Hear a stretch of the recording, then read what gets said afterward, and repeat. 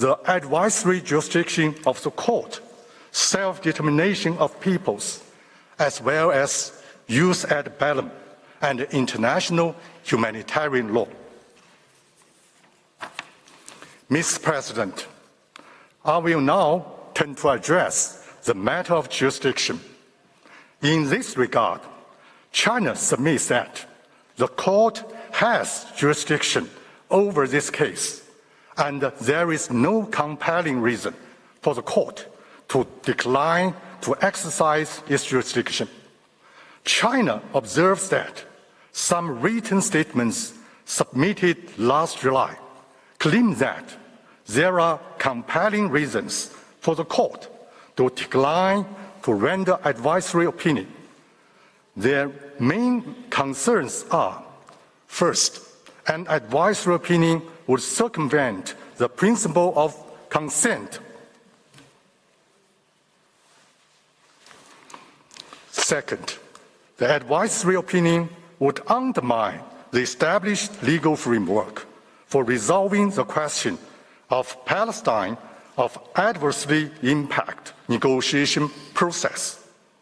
China is of the view that these two arguments are not tenable. First, the subject of present request falls within competence of the General Assembly and has always been on its agenda. Therefore, the court, by rendering advisory opinion in this case, would not circumvent the principle of consent in the settlement of bilateral dispute. The question of Palestine with origin in this mandate system on the League of Nations go beyond the scope of bilateral affairs between Palestine and Israel. It directly relates to the responsibility of the UN on international peace and security. The UN has permanent responsibility toward the question of Palestine.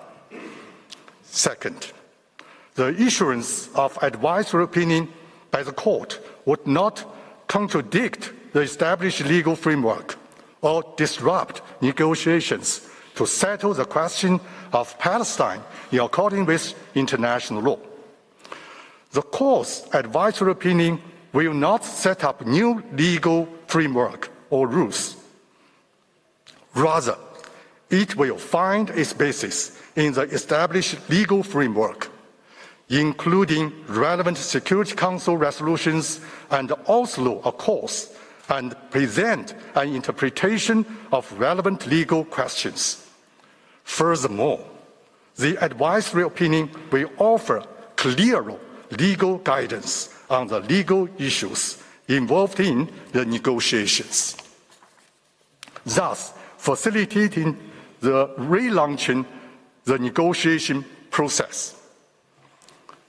China supports the court in discharging its jurisdiction in accordance with the law, with focus on identifying, interpreting, and applying existing rules, upholding the purposes and principles of the UN Charter, providing legal guidance to UN in dealing with the question of Palestine, and fostering proper settlement through peace talk. Mr. President, now I will turn to the Palestinian people's right to self-determination.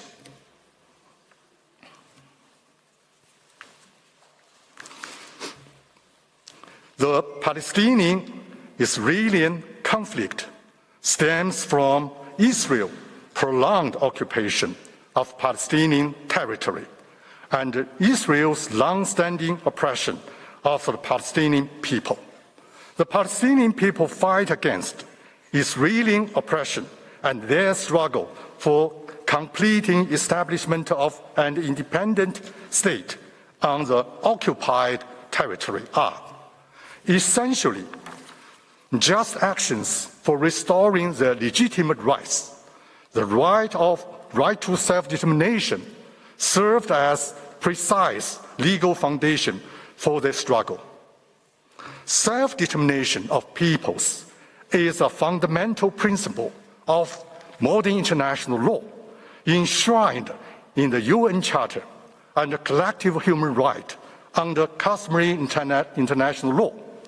In 1955, during the Bandung Conference, the Chinese Premier and Foreign Minister Zhou Enlai solemnly declared, I quote, full support of the principle of self-determination of the peoples and the nations, as set forth in the UN Charter, and took note of the UN resolution on the rights of peoples and the nations to self-determination, which is a prerequisite of full enjoyment of all fundamental human rights, end of quote. This declaration was fully incorporated into the final communique of Bandung Conference. Let me clarify that. Self-determination only applies to two scenarios, namely, peoples under colonial domination or foreign occupation. Under no circumstances does the right to self-determination offer any basis for any part or group within the sovereign state to claim a so-called right to secession. International law does not recognize the existence of right to so-called remedial secession or remedial self-determination. The Palestinian people, being a group residing in territory under foreign domination, is a sui generis in international legal person as a whole. The right to self-determination of Palestinian people has been consistently reaffirmed in multiple UN resolutions and the War Advisory Opinion. This is also widely recognized by most states and international organizations. The Palestinian people enjoy the right to self-determination, which includes 5 main aspects. First, the right to preserve territorial integrity. Second, the right to maintain national unity. That is, Palestinian people in its group identity collectively enjoys and exercises the right to self-determination. Third, the right to freely determine the political status. Fourth, the right to freely pursue economic, social, cultural development. And fourth and fifth, the right to permanent sovereignty over natural wealth and resources. Every state is obliged to promote the realization of the right to self-determination and to refrain from any forcible action which deprives peoples of that right. In pursuit of the right to self-determination, these people have the right to engage in struggles, seek and receive support. On the basis of that right, Palestinian people declared the establishment of State Palestine in 1988, which has been recognized by over 130 countries. In pursuit of the right to self-determination, Palestinian people use force to resist foreign oppression and complete the establishment of an independent state. Is inalienable right, well founded in international law. Various people freed themselves from colonial rule and foreign oppression to realize independent statehood after World War II. Their practices serve as convincing evidence for the right. Numerous other resolutions recognize legitimacy of struggling by all available means, including armed struggle by peoples under colonial domination or foreign occupation to realize the right to self-determination. For instance, the UNGA Resolution 3070 of 1973, I quote, reaffirms the legitimacy of the people's struggle for liberation from colonial and foreign domination and alien subjugation by all available means, including armed struggle, end of quote. This recognition is also reflected in international conventions.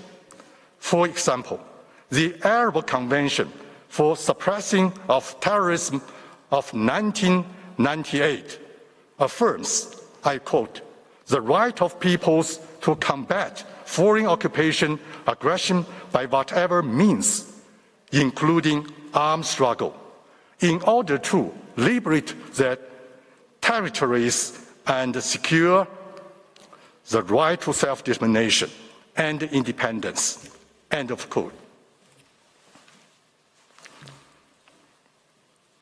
Armed struggle in this context is distinguished from acts of terrorism. It is grounded in the international law. This distinction is acknowledged by several international conventions.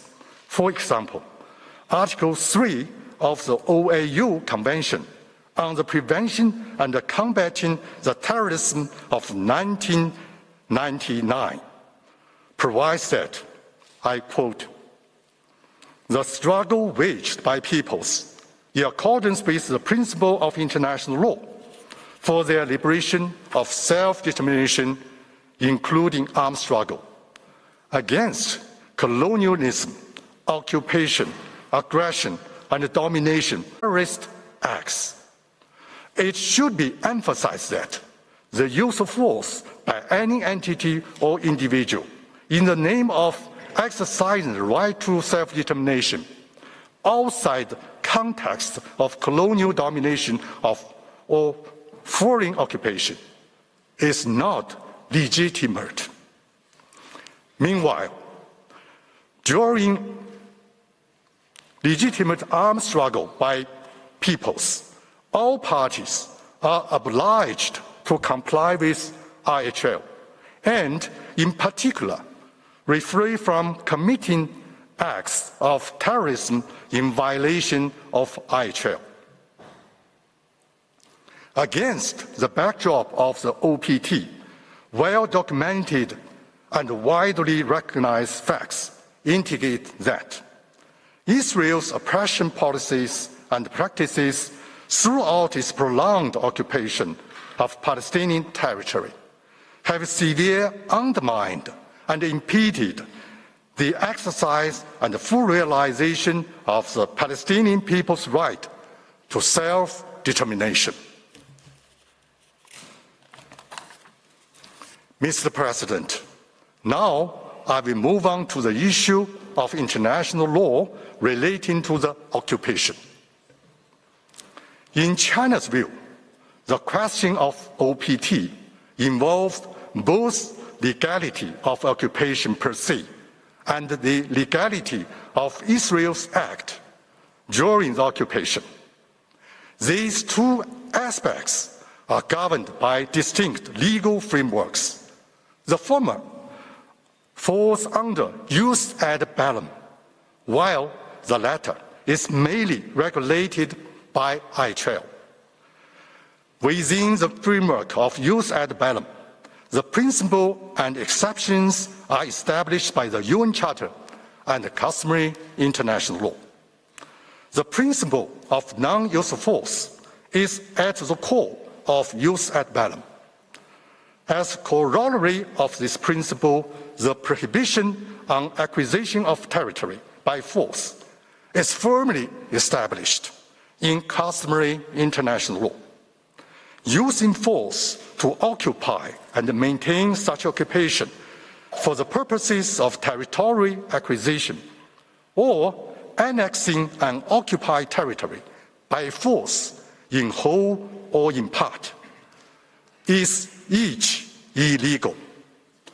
They are confirmed by the Friendly Relations Declaration of 1970, the definition of aggression of 1974, and the War Advisory Opinion. Israel's occupation has been explicitly recognized as unlawful by several UN resolutions.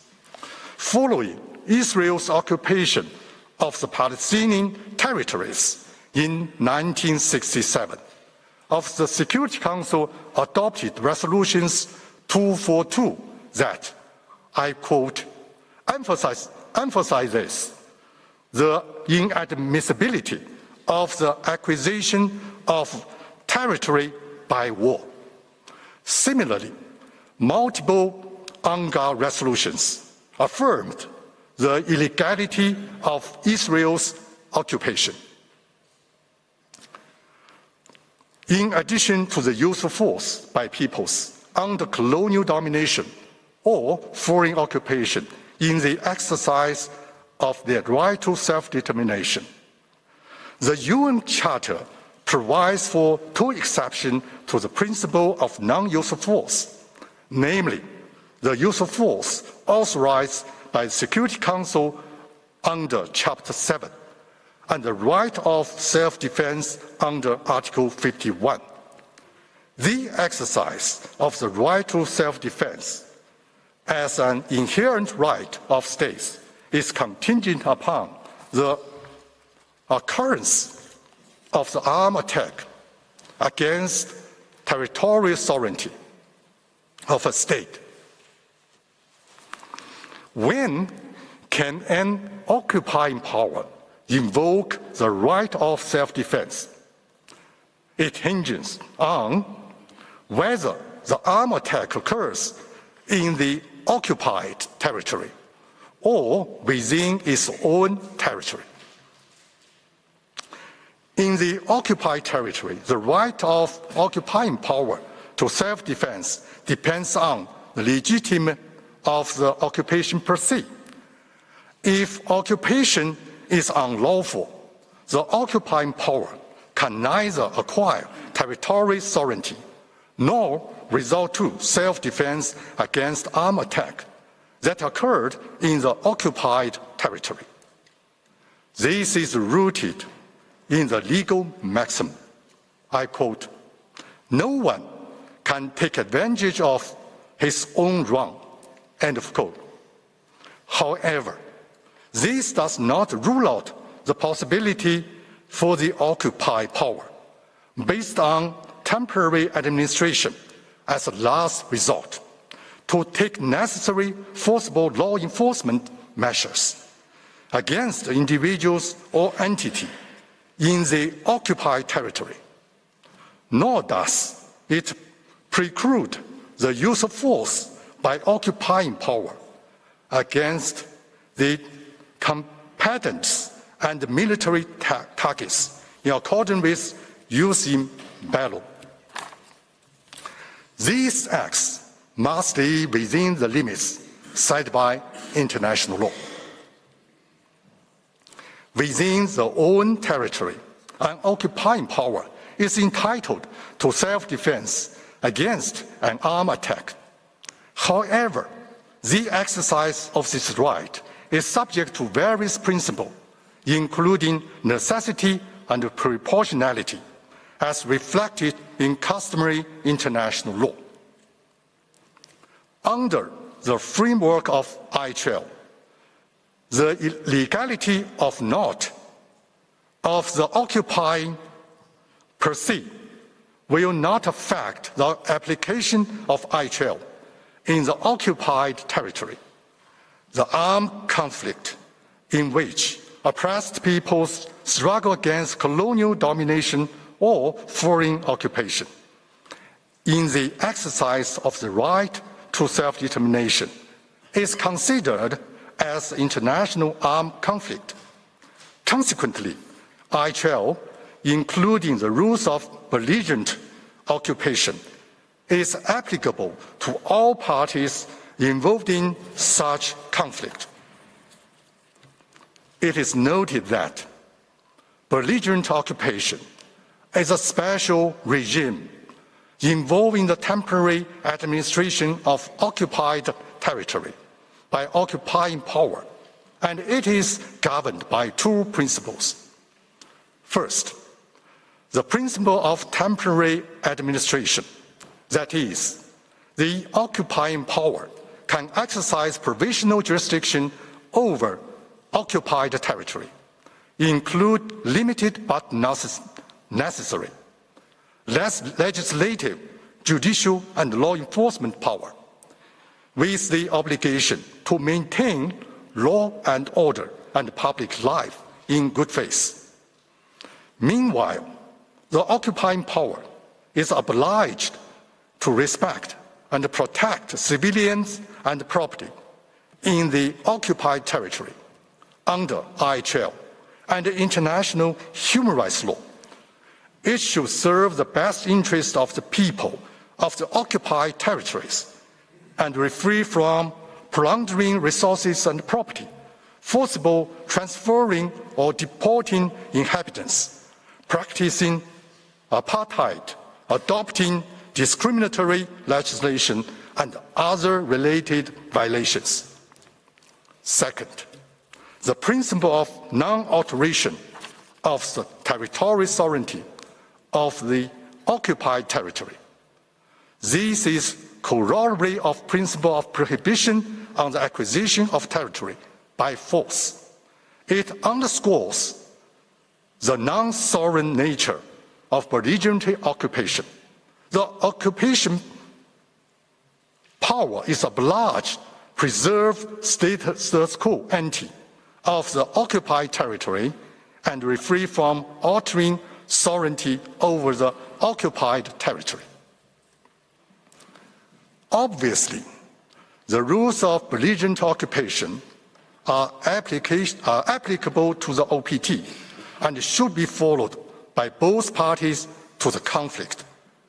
Facts indicate that relevant Israeli policies and practices have violated IHL and international human rights law. China is of the view that temporary and non-sovereign nature of belligerent occupation means that an occupying power cannot acquire sovereignty over the territory during the belligerency. Belligerent occupation, under any circumstances, does not have the effect of the lawful annexation. The rules of acquisitive prescription in international law does not apply to belligerent occupation. 57 years have passed since Israel began its occupation of the OPT. Regardless of the duration of the occupation, the unlawful nature of the occupation and the sovereignty over the occupied territories remain unchanged. Mr. President, justice has been long delayed, but it must not be denied. The settlement of the question of Palestine requires mutual efforts from Palestine and Israel, along with the joint efforts of the international community. China encourages both parties to accommodate each other's legitimate concerns, embrace the vision of common, comprehensive, cooperative, and sustainable security, continue negotiating for peaceful settlement, and work toward two states coexisting in peace, and two peoples living side by side in harmony. Mr. President, distinguished members of the court, that concludes China's statement. I would like to thank you for your patient attention. I also wish to thank the registry and all the staff for your kind support. Thank you all. I thank the delegation of China for its presentation.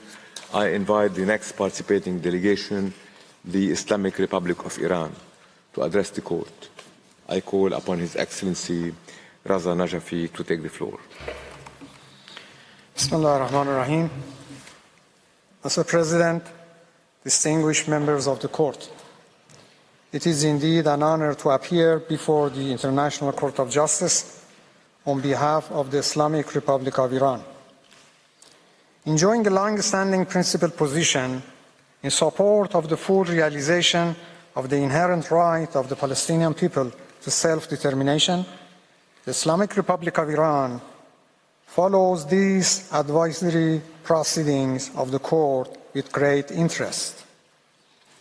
What makes this proceeding even more prominent and focused of attention of almost every nation in the world is its concurrence with the ongoing appalling situation in Palestine, particularly the Gaza Strip.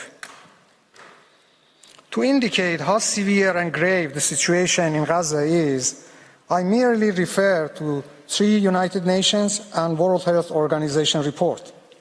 First, according to the UN Secretary General, as a result of Israeli military operation, the entire population is enduring destruction at a scale and speed without parallel in recent history, and 2.2 million Palestinians there struggling to simply make it through another day without proper shelter, heating, sanitary facilities, food and drinking water. Second, according to the UN Under-Secretary General for Humanitarian Affairs, and I quote, "For children in particular, there is no food, no water, no school, nothing but the terrifying sounds of war, day in and day out, and its people are witnessing daily threat to their very existence while the world watches on." End of quote. Third, according to the WHO, the population in Gaza is facing extreme hunger with insufficient food and high level of malnutrition.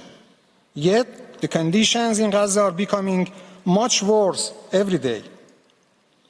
We remain at a turning point in the history of mankind. The opinion of this court can set the ground for saving lives of thousands of innocent women and children and contribute to the legitimate demand of the people deprived of its inherent right to self-determination for decades.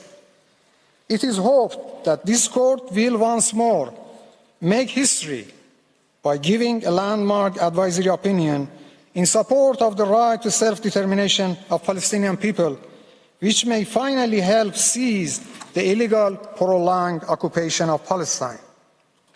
Mr. President, members of the court, in oral statement, we submit that, firstly, this court has jurisdiction to give advisory opinion requested.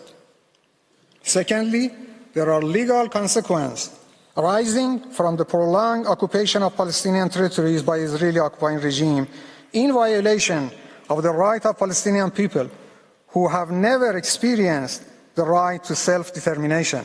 And thirdly, having elaborated on the legal consequences that arise for all states and the United Nations from this status, I will reiterate the inclusive plan previously submitted by the Islamic Republic of Iran to the United Nations for realization of the right of Palestinians to self-determination.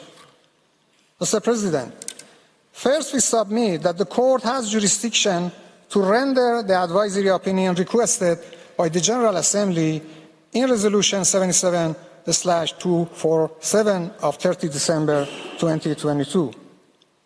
Here we believe that the elements of Article 65(1) of the statute of the court, namely the existence of the legal question and the authorized body, it means General Assembly, are fulfilled in this case. That said, the ICJ, as the principal judicial organ of the United Nations, can assist the General Assembly to exercise its functions under the UN Charter by rendering the advisory opinion requested. Therefore, just as the court has established its jurisdiction in the advisory opinion on the legal consequences of the construction of a wall in the occupied Palestinian territory, it has jurisdiction in the present case based on the same grounds. Moreover, there is no compelling reason for declining to give an advisory opinion. Mr. President, now I turn to the first section of our reasoning regarding the merits of the matter. Here we first argue that the Israeli occupying regime has violated and continues to violate on several grounds the Palestinians' right to self-determination. The legal status of the right to self-determination is generally understood to be attributed to peoples and grounded first in the UN Charter, in several UN General Assembly resolutions, and its inclusion in Common Article 1 of the two International Covenants of Human Rights.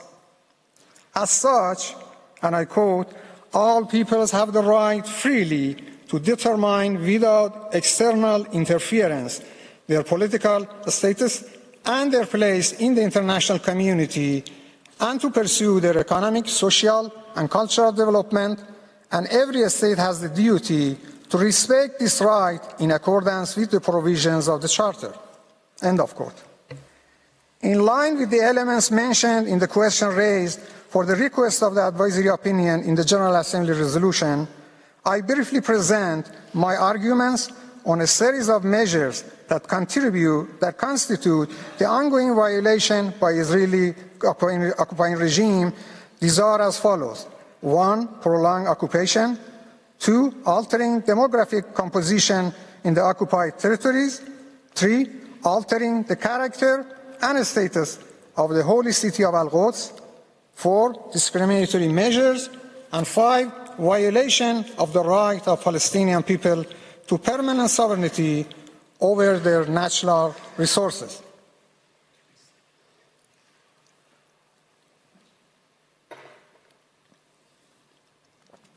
First and foremost, the prolonged occupation by Israeli occupying regime confirms its intention to make it permanent, in violation of the principle of prohibition of acquisition of the territory by force.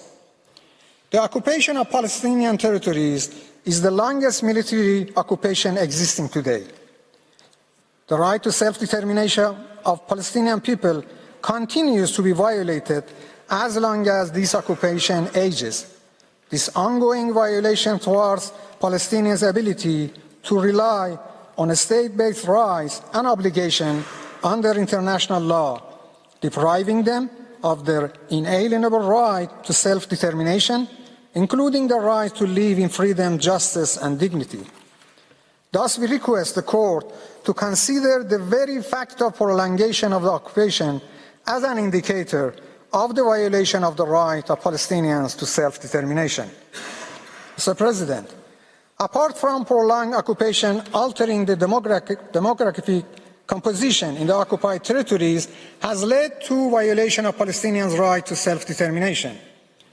The UN Security Council has a bulk of resolution concerning the occupation of Palestinian territories, all condemning, among others, altering the demographic composition of these territories by the Israeli occupying power. Hence, it is a well-established fact that the Israeli occupying regime has grossly violated international law on an ongoing basis. Article 49 of the Fourth Geneva Convention reads, and I quote, "The occupying power shall not deport or transfer parts of its own civilian population into the territory it occupies." End of quote. Apart from that, the Court, in its opinion in the Wall case, declared that, and I quote, "The provisions prohibit not only deportation or forced transfers of population, such as those carried out during the Second World War, but also any measures taken by an occupying power in order to organize or encourage transfers of parts of its own population in the occupied territory." End of quote. Furthermore, the Court affirmed in the same case the violation of the right to self-determination based on measures taken by occupying power, which has led to a change in the demographic composition of Palestine. Mr. President, members of the court, forcible deportation of civilian populations, widely known for one of its most infamous stances as Nakba Day, has a long history. Essentially, with the illegal formation of Israeli occupying regime in 1948 instead of former British Mandate of Palestine, the demographic composition changed significantly with the displacement of more than 700,000 Palestinians. In fact, the Israeli occupying regime was illegally established that year through a violent, arbitrary process and involved the deportation or forcible transfer of hundreds of thousands of native Palestinians from their land to create a majority Jewish colony in line with the demand of the Zionist movement. By denying the right to return of forcibly deported Palestinians to Palestine, the Israeli regime continues to deprive those Palestinians of their right to live in their homeland. The majority of Palestinians live outside Palestine, namely in Jordan, Syria, and Lebanon, with many of them remaining stateless, living in crowded refugee camps that lack basic infrastructure. Needless to say, forcible displacement of civilian population is of such a high significance that has been defined as a war crime under Article 8 of the Statute of the International Criminal Court. Mr. President, the next measure that has violated the right of self-determination of Palestinians is altering the character and status of the holy city of Al-Quds. The action taken by the Israeli occupying regime with regard to the holy city of Al-Quds have utterly disregarded the right to self-determination of the Palestinian people. Altering the character and status of Al-Quds has had significant religious and cultural implications for Palestinian people. Al-Quds al-Sharif has a remarkable religious and historical significance for Palestinians, as well as Muslims, Christians, and Jews worldwide. By altering the status quo of the city and its holy site, the Israeli occupying regime has undermined the cultural heritage and identity of the Palestinian people and has further violated their right to self-determination. The construction and expansion of the settlements, along with the violation of Palestinians' right to free movement and revocation of residency permits, have altered the demographic and cultural character of the city as well. Mr. President, members of the court, the next series of measures depriving the Palestinian people of their right to self-determination comprise of discriminatory measures targeting the basic rights of the people in the occupied territories. This has been underlined by the UN General Assembly and recorded extensively to include the killing and injury of civilians, the forced displacement of civilians, and a systematic policy of obstruction of humanitarian assistance. The Israeli occupying action, as manifested in various laws and policies, have created a system of discrimination that has negatively affected the Palestinian population. In Palestine, the occupying regime's expansionism has consolidated into apartheid through the longest occupation in modern history.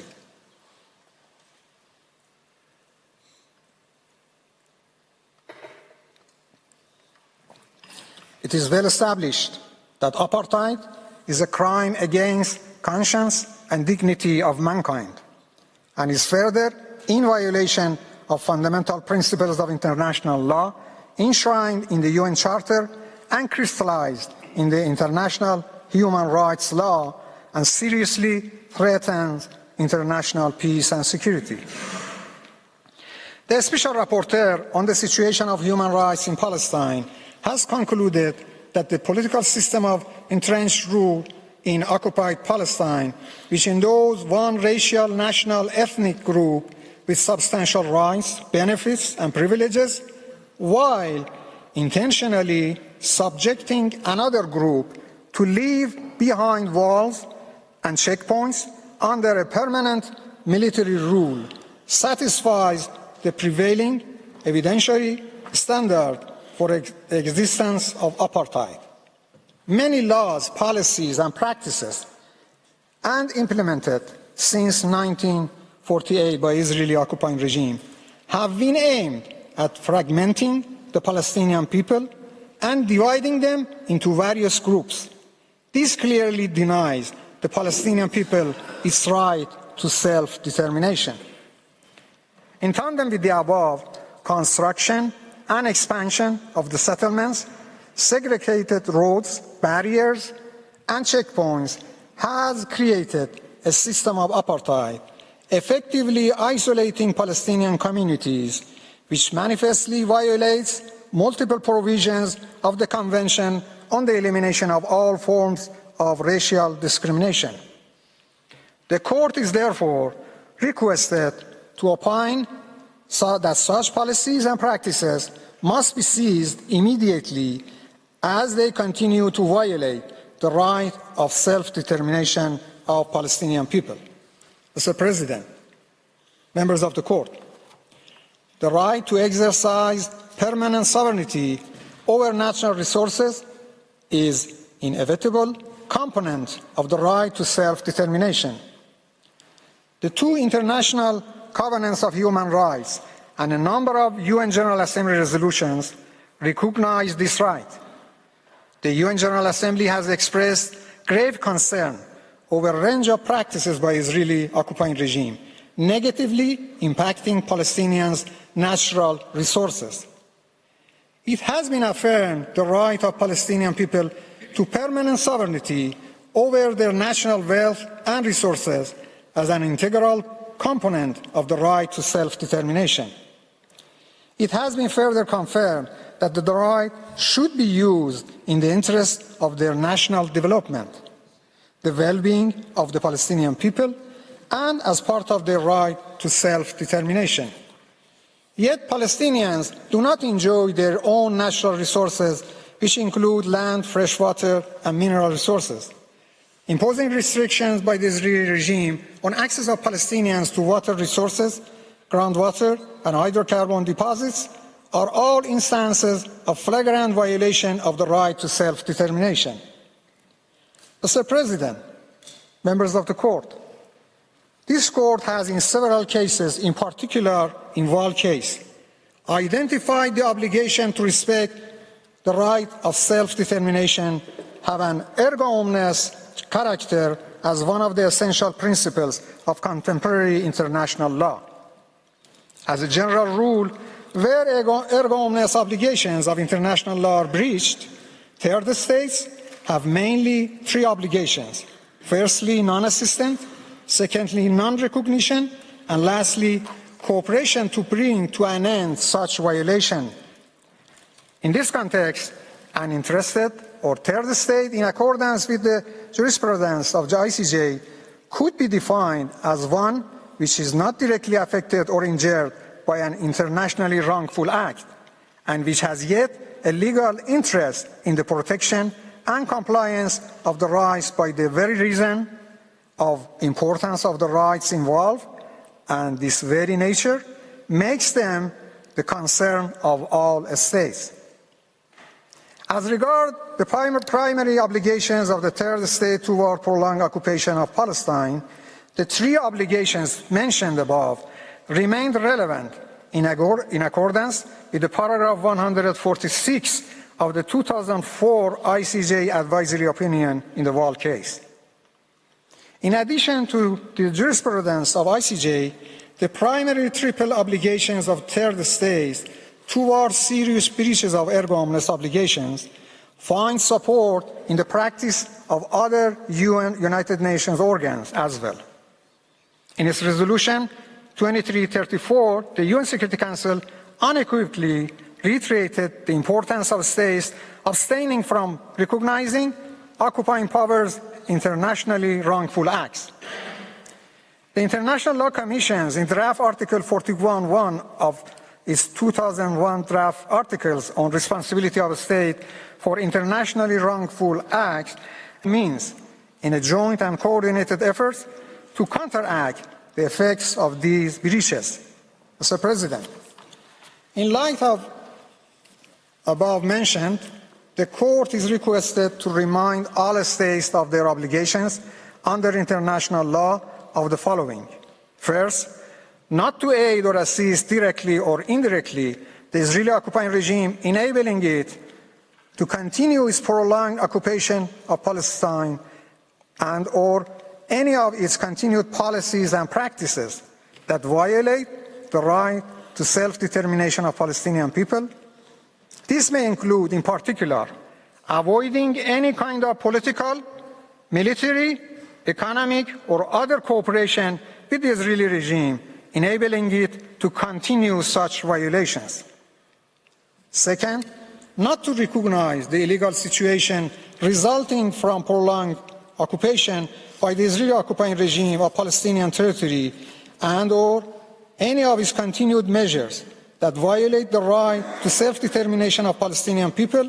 And third, to cooperate effectively with one another in all relevant fields and forums to bring to an end any impediment resulting from the ongoing violation by the Israeli occupying regime of the right of the Palestinian people to self-determination, including from its prolonged occupation and any of its measures aimed at altering the demographic composition, character, and status of the holy city of Al-Quds. Obviously, such cooperation is of utmost urgency and importance given the ongoing situation in Gaza Strip, where, according to one estimate, Israel's military is killing Palestinians at an average rate of 250 people a day, which exceeds the daily death toll of any other major conflict of recent years. In this context, I recall this Honorable Court's important order of 26 January 2024 on the request by South Africa for indication of provisional measures. The order concerns application of the Convention on the Prevention and Punishment of the Crime of Genocide, and as such, all states, in particular those providing support to Israel, are legally under the duty to prevent genocide, particularly by ceasing to provide any aid to the genocider. They are under a duty to punish perpetrators of the crime of genocide. Given the current extremely tragic conditions in Gaza Strip, the Court is respectfully requested to once again call on the occupying regime to fully comply with the order. Evidently, in practical terms, even the partial compliance of the Israeli regime with only subparagraph 1 of paragraph 86 of that order is possible only through complete termination of all its military operations in the Gaza Strip.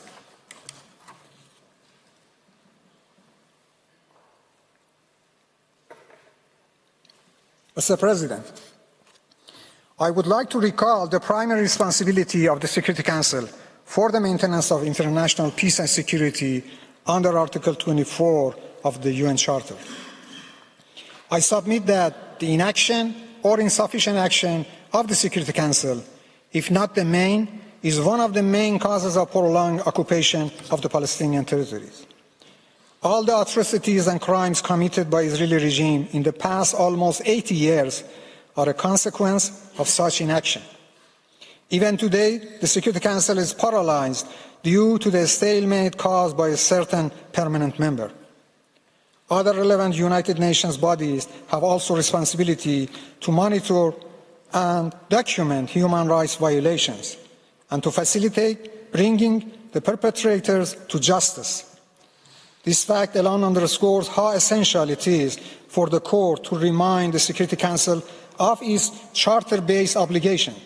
It must also be made clear that such an obligation cannot be fulfilled by convening meetings or issuing certain important procedural resolutions.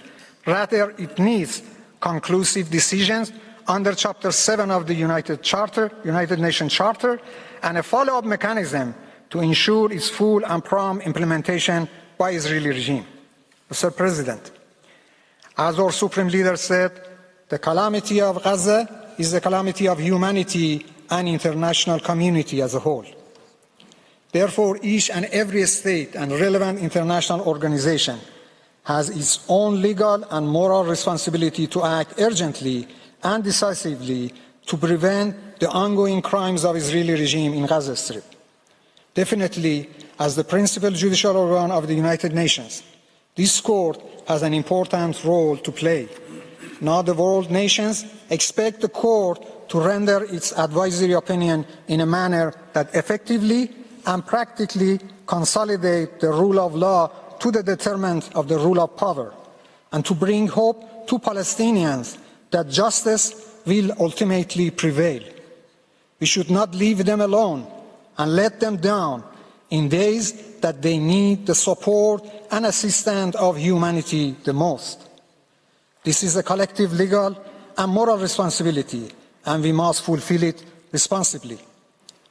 Finally, Mr. President, I must stress that our participation in this hearing and the content of our statement here is without prejudice to the long-standing position of the Islamic Republic of Iran regarding the question of Palestine. In view of the Islamic Republic of Iran, the only legal, practical, democratic, and just method to effectively realize the inherent right to self-determination of the Palestinian people is to hold a national referendum in Palestine. The details of this plan are contained in an official document of the United Nations issued in 2019. Lastly, this statement shall in no way imply or recognition of Israel. I thank you, Mr. President. I thank the delegation of the Islamic Republic of Iran for its presentation. I invite the next participating delegation, Iraq, to address the court and call Mr. Haidar Shia al-Barrak to the podium. Thank you.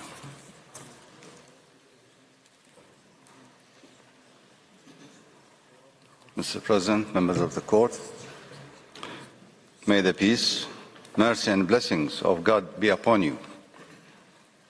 I extend to you my greetings of peace, mercy and blessing that are said, intended and hoped for by nearly 1 billion people in this world. Mr. President, members of the court, ladies and gentlemen, those who are calling for justice in every corner of the globe. It is an honor for me to represent the Republic of Iraq before the International Court of Justice today and to address your esteemed justice and humanity conscience in the tragedy of a country called Palestine and the ordeal of its people, which began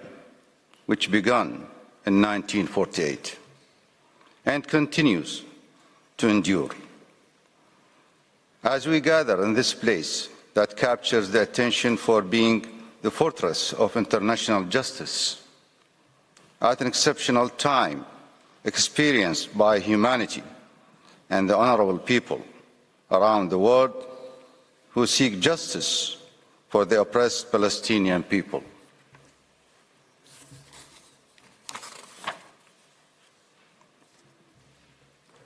Who have suffered and continue to endure ongoing injustice for 7 decades. We are confident that the decisions of your distinguished court will remain a beacon of hope and guidance for all the persecuted and oppressed worldwide. Iraq would also like to express gratitude to its friend, the State of South Africa, for presenting the case of unprecedented human rights violations committed by the occupying Israeli entity against the oppressed Palestinian people before your esteemed court. Mr. President, members of the court, we would like to bring to the attention of your distinguished court the decision of the United Nations General Assembly, Resolution 77/247, adopted during its 56th session on December 13, 2022, under Agenda Item 47, pursuant to Article 96 of the United Nations Charter and in accordance with Article 65 of the Statutes of the International Court of Justice. The General Assembly has decided to request an advisory opinion from your esteemed court on the matters referred to in paragraph 18 of the aforementioned resolution.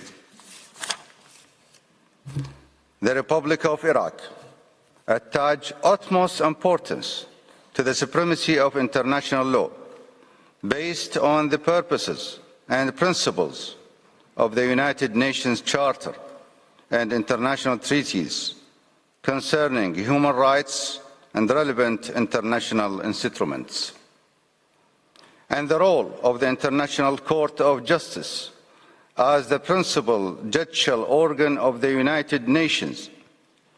And based on the aforementioned, Iraq wants to take this opportunity to present its case and express its views regarding the pending request for an advisory opinion.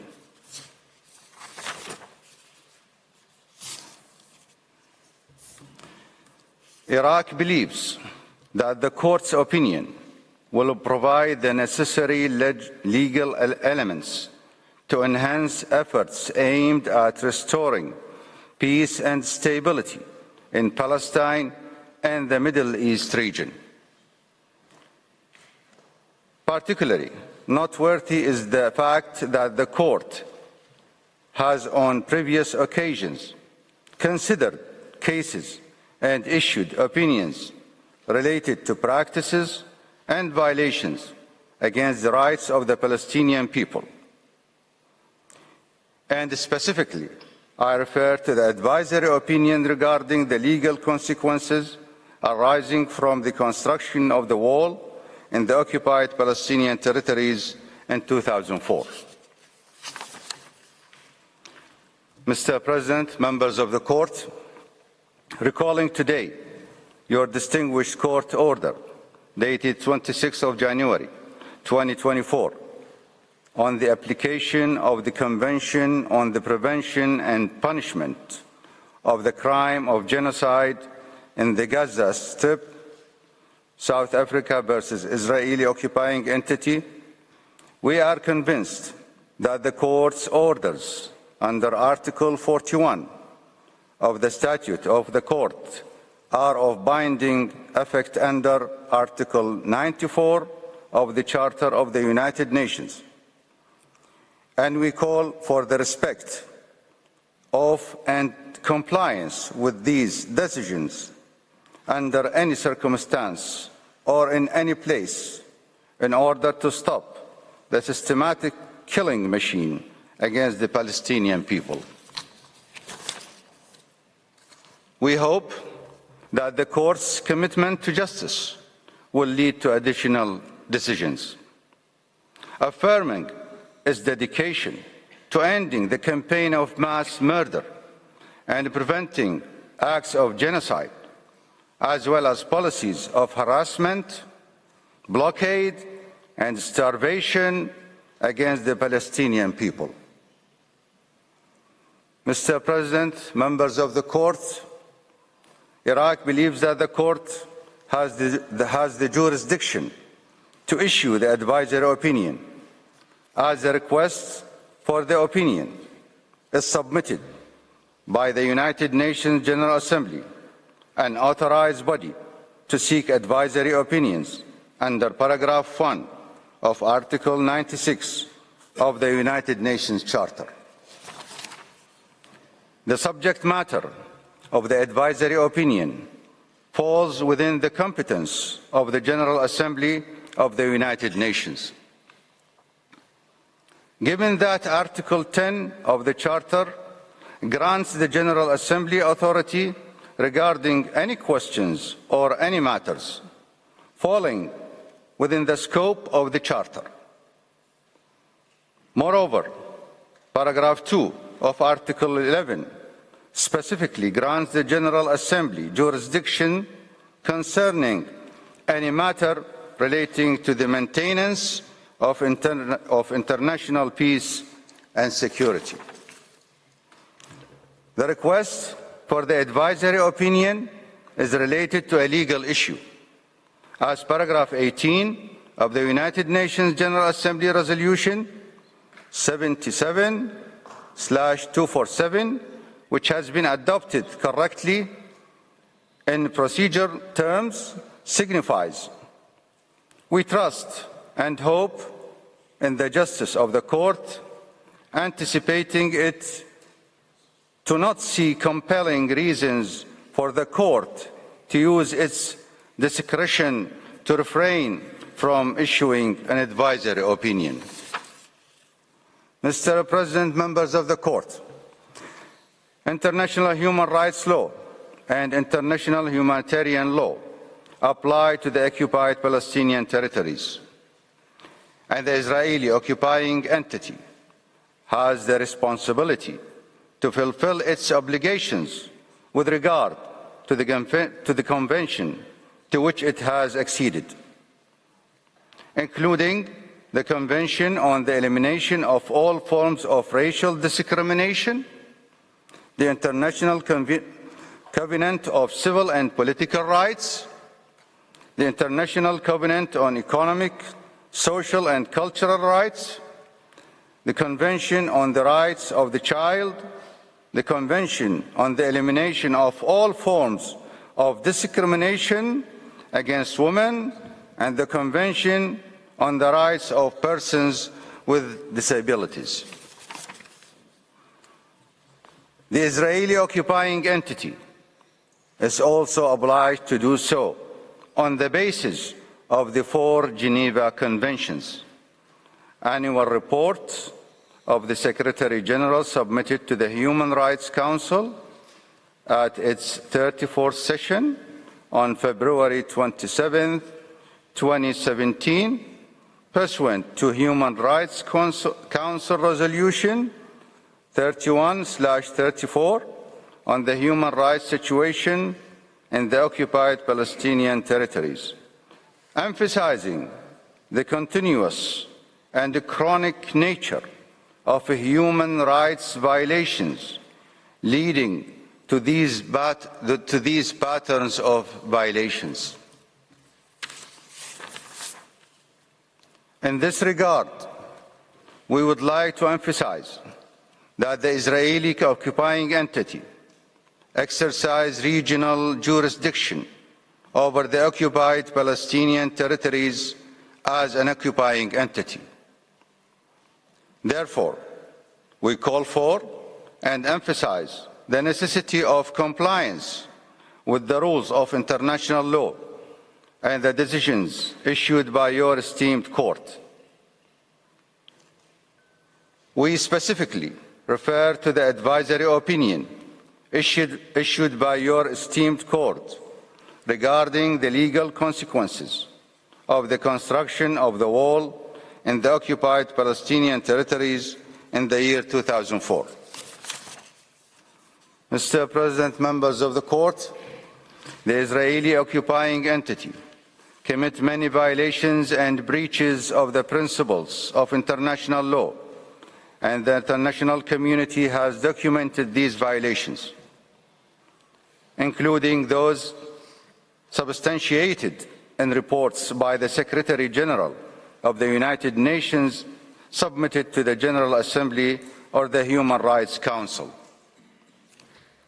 These reports focus on investigating Israeli practices that impact the human rights of the Palestinian people and other Arab inhabitants in the occupied territories, examining the human rights situation in the occupied Palestinian territories.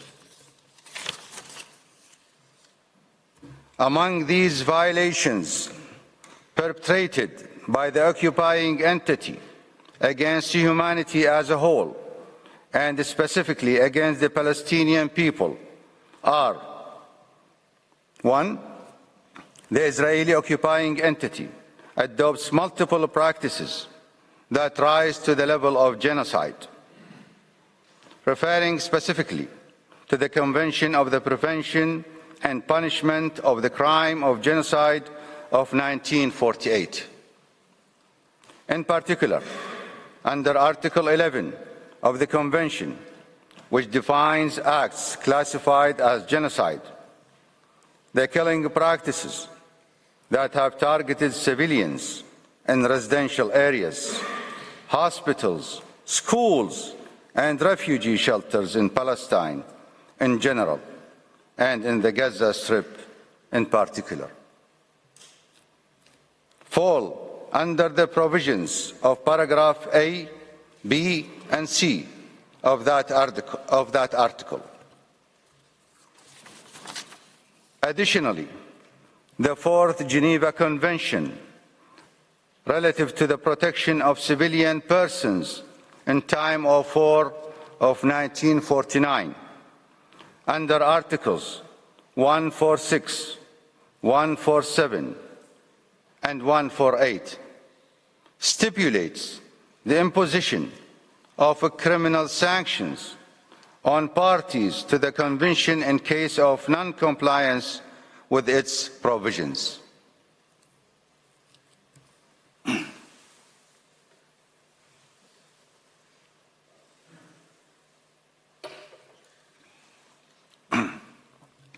Two, the oppressive practices affecting the city of Al-Quds, the capital of the Palestinian state, as well as the Holy Al-Aqsa Mosque, as the occupying entity attempts to impose a demographic reality aimed at a subsequent stage, which involves emptying the city of its original inhabitants and settling extremists and racists in it. This constitutes a violation of numerous resolutions, the latest being the United Nations General Assembly decision adopted on December 21st, 2017. This decision came after a series of resolutions emphasizing the necessity of not to prejudice the demographic charter of the holy city of Al-Quds. 3.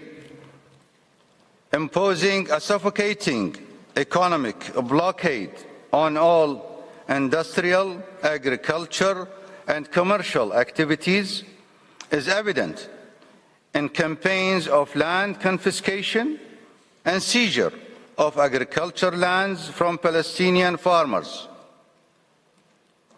Additionally, the destruction and sabotage of infrastructure, industrial and commercial facilities owned by the Palestinians, along with the cutting off electricity, water, and essential services, including communication and internet services, isolating the Palestinian people entirely from the world. We refer to the special report issued by the Social and Economic Commission for Western Asia, as outlined in Resolution A/77/E/2022/66, which illustrates the catastrophic economic and social repercussions resulting from the Israeli occupation and its impact on the living conditions of the Palestinian people.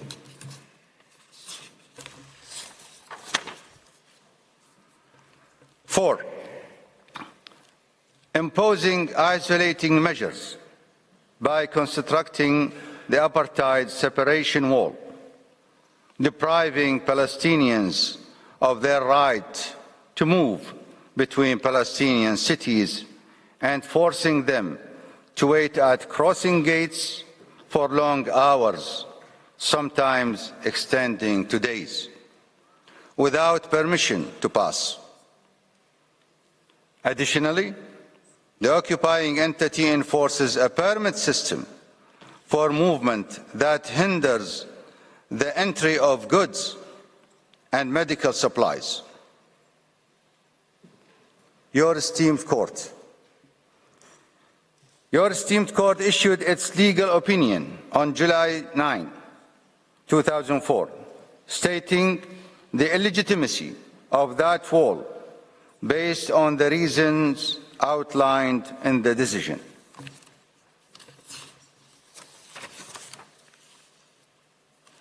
Five,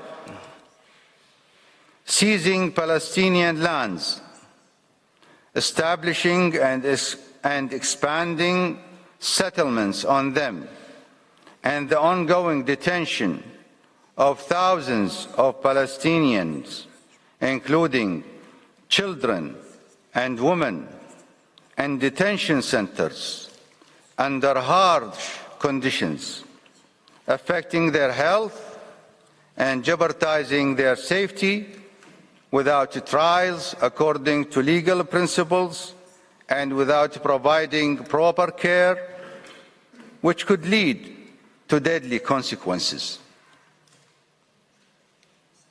The occupation authorities also continue to deport Bedouins from the Palestinian population from their original areas to other regions, seizing their lands.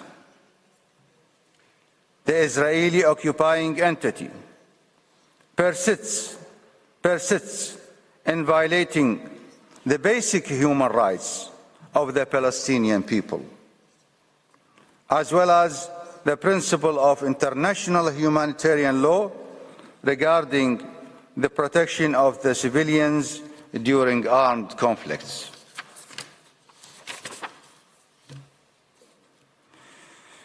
Mr. President, members of the court, based on the aforementioned, the occupying authorities are obliged to comply with the duty to respect the right of the Palestinian people to self-determination. They must immediately cease the violation of their international commitments and to respect the right of the Palestinian people to self-determination by ending all actions and measures that prevent and hinder the Palestinian people's right to self-determination.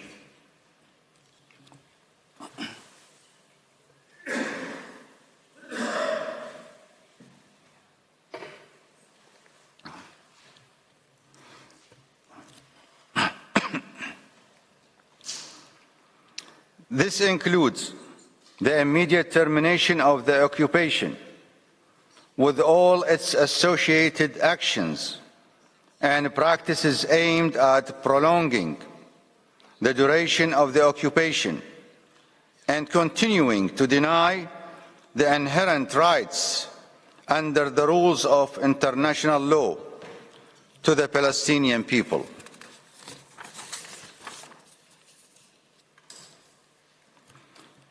Mr. President, members of the court, the Republic of Iraq is deeply concerned about the humanitarian suffering inflicted on the Palestinians throughout the state of Palestine, particularly in the Gaza Strip, due to the barbaric acts committed by the occupying Israeli entity by airstrikes and rocket attacks targeting civilians. These acts constitute war crimes executed with a criminal intent and serious violations of the laws of war. The Israeli occupying entity must be held accountable. The Israeli occupying entity must be held accountable for its actions, subjecting it to international criminal liability for violating the principles and charters of human rights and the Geneva Conventions related to the human rights during armed conflicts.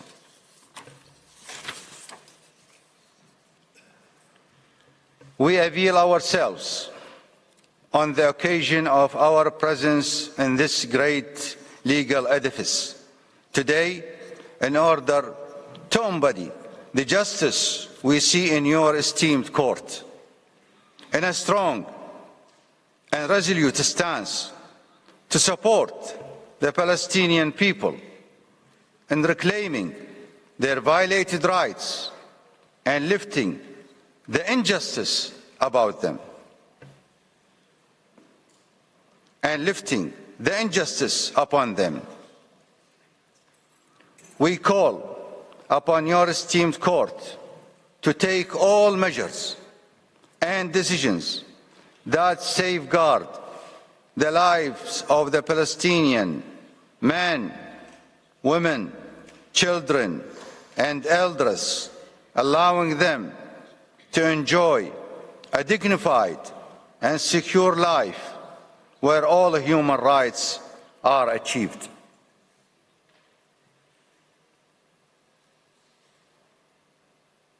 Mr. President, members of the court, please accept our sincere thanks and appreciation to you and to your esteemed court. Thank you, Your Excellency. I thank the delegation of Iraq for its presentation. Before I invite the next delegation to make its oral statement, the court will observe a break for 10 minutes. The sitting is suspended.